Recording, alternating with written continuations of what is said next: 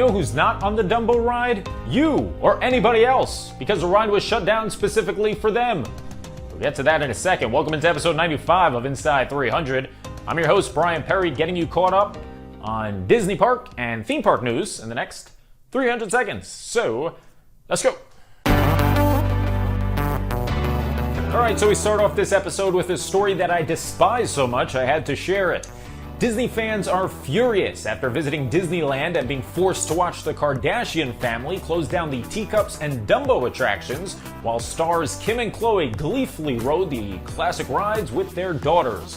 While the Kardashians shared their lovely footage of their fun day, the other less famous guests who paid an arm, leg, and portion of their life savings to be there watched from a distance with dreams and envy that maybe one day too they will get to experience the Mad Tea Party.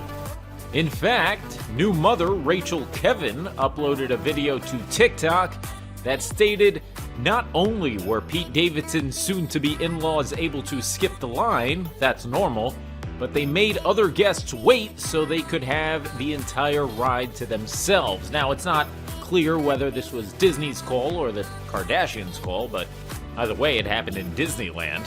Like I said, skipping the line is normal for VIP parties, but shutting down the entire ride? Come on. Why not just be like Cardi B? Take a miserable-looking security guard with you and let other families ride in their own cups. On to exciting news out of DAC. Expedition Everest reopens at Animal Kingdom today. The coaster had been closed since early 2022 due to refurbishment, but don't expect the Yeti to be fixed. No, I've honestly lost all hope on that front. The good news, though, is that the ride will now be a part of Genie Plus this summer, instead of an individual Lightning Lane purchase. So yes, you'll still have to pay to cut the line, but you'll pay a little less, I guess, or get more bang for your buck. Some really potentially exciting stuff from SeaWorld Orlando, and a new first-of-its-kind coaster being planned for 2023. The company posted this harmless tweet with the caption, "Some beautiful palm trees right there." Of course, even prettier than the palm trees in the background are the brand new coaster tracks being delivered in the forefront. So what is it? Well, back in December, the team at BGWFans.com, which normally focuses on news regarding Busch Gardens Williamsburg, released a tremendously detailed article about SeaWorld and their secretive Project Penguin project.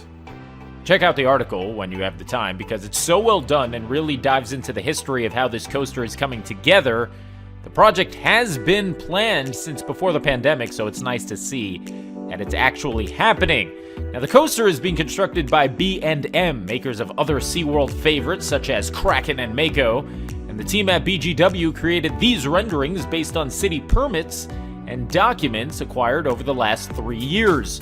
The ride will be another launch coaster that will sit right near the entrance of the park in an area that's currently featuring pretty much nothing.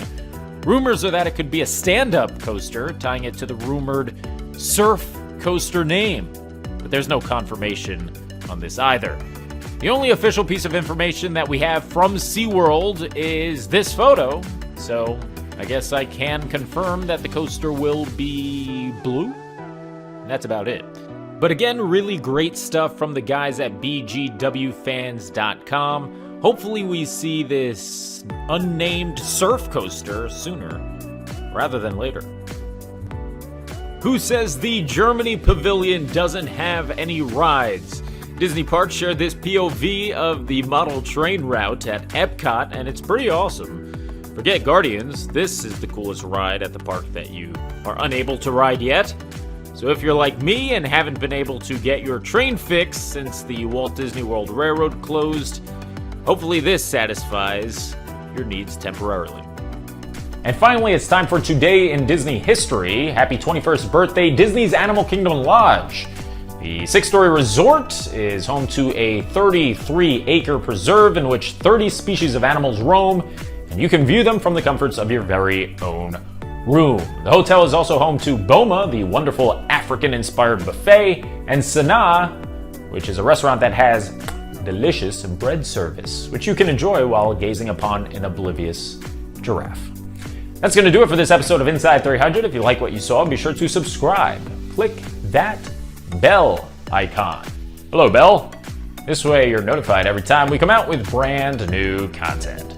I've been your host, Brian Perry. I will see you another time. And until then, bye-bye.